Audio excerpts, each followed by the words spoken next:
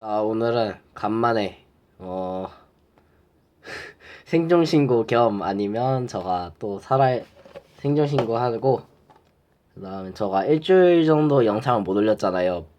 저가 요즘 바쁘고 그다음에 따로 뭐 일정도 있고 부르는 데도 있어서 저가 영상을 못 올렸는데 어 간만에 영상 올리니까 좀 그러네요. 네, 기분이 초심으로 돌아간 것 같은. 네. 일단 오늘은 이런 넓적사슴벌레나 이런 유충들 키우는 법에 대해서 한번 알아볼게요. 일단 키우는 법 알아보기 전에 저 시리즈별로 하나 올릴 건데요. 오늘은 일단 유충 키울 때 총에 대해서 한번 알아보려 합니다. 자, 일단 저가 산란을 받았어요. 이런 푸딩컵이나 아니면 더 작은 통이나 그런 데에다 이런 귀여운 유충을, 여기 보이시죠? 유충. 여기 안에 보이는 이런 유충을 내가 이렇게 넣어놨어요. 근데 넣어놨는데 이 친구가 저 통에서만 다 성충이 될 수 없잖아요. 그래서 나는 일단 이런 큰 푸딩컵에 넣어놨어요. 큰 푸딩컵에 넣어놨다 치죠. 얘를 꺼내자. 자, 이 친구도 한두 달 넣어놓은 친구인데 꺼낼게요, 잠깐. 자, 이 정도 크기가 나왔어요. 자, 키웠는데 여기서 저가 한 10 몇 그램까지 뽑을 수 있거든요. 이 정도 크기가 나왔어요.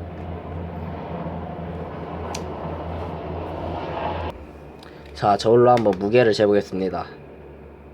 무게를 재면 이 친구 같은 경우는 한 11g 그 정도 나와요. 이런 푸딩컵에서 3명을 만들어도 되는데요. 이런 푸딩컵에서는 성충을 우화시키기 힘들죠. 암컷 같은 경우는 괜찮지만 수컷 같은 경우는 소형이 아닌 이상 우화시키기 힘들어요. 그래서 이런 통에서는 좀 성충 우화시킬 때는 암컷 같은 위주로 해서 성충까지 키우셔도 되고요. 이렇게 수컷 같은 경우는 일단은 얘를 유충병이나 푸딩컵에 잠깐 넣어두고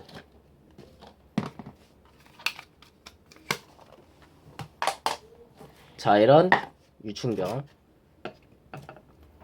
이렇게 큰 1300에서 1500cc 정도 돼 보이는 거랑 1100cc 850cc가 있는데, 자, 이런 유충병 같은 거는 곤충샵 같은 데서 한 500원에서 1000원이면 이런 두 종류를 구입하실 수 있고요. 이거는 저 어디서 사는지 모르겠네요. 선물 받아온 건데. 이런 유충병을 사셔서 키우셔도 되는데, 넓적사슴벌레나 왕사슴벌레 같은 경우는 제가 가장 무난하다고 생각하는 경우는 이런 1100cc 가장 무난하고요. 그 다음에 이런 850cc는 한 넓적사슴벌레 75mm 그 정도 좀 뽑을 수 있는 그런, 내가 막 너무 많고 그래서 크기는 크게 안 바란다. 그냥 내가 많이 키우는데 많이 수납하기 원한다면 이런 850cc를 하고, 내가 그냥 무난하게 키우겠다 하면 1100cc 이런 통을 추천합니다. 왕사슴벌레 같은 경우는 제가 생각하기로는 지름이 중요해요. 애들이 벽 같은 데 주로 해서 번데기방을 짓기 때문에, 그래서 이렇게 높이가 높은 통보다는 이렇게 지름이 넓은 통이 저 추천하고요. 내가 뭐 유충병은 없고 집에서 가정에서 그냥 찾을 수 있는 이런 보틀이나 광구병, 이런 광구병에서 톱밥을 이렇게 담아서 끝까지 이건 반밖에 안 채웠는데 끝까지 채워서 유충을 사육하셔도 되고요. 이런 광구병 같은 경우는 왕사슴벌레 뽑을 때 좋습니다. 이런 높이가 낮더라도 지름이 넓기 때문에 왕사슴벌레 같은 거 키울 때 좋고요.